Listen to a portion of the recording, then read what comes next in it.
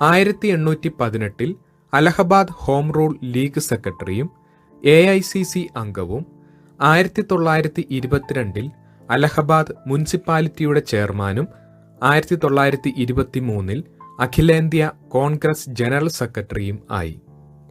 1929 കോൺഗ്രസ് പ്രസിഡന്റായും തെരഞ്ഞെടുക്കപ്പെട്ടു.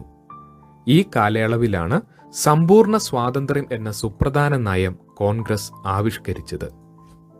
1937 പ്രൊവിൻഷ്യൻ അസംബ്ലിയിലേക്കുള്ള തെരഞ്ഞെടുപ്പിൽ കോൺഗ്രസിനെ വിജയത്തിലേക്ക് നയിച്ചത് നെഹ്റുവാണ്. 1947 ഓഗസ്റ്റ് 15 ഇന്ത്യക്ക് സ്വാതന്ത്ര്യം ലഭിച്ചപ്പോൾ അദ്ദേഹം ഇന്ത്യയുടെ ആദ്യത്തെ പ്രധാനമന്ത്രിയായി. പിന്നീട് മരണം വരെ പ്രധാനമന്ത്രി സ്ഥാനവും വിദേശകാര്യമന്ത്രി സ്ഥാനവും ഒരേ സമയം വഹിച്ചു.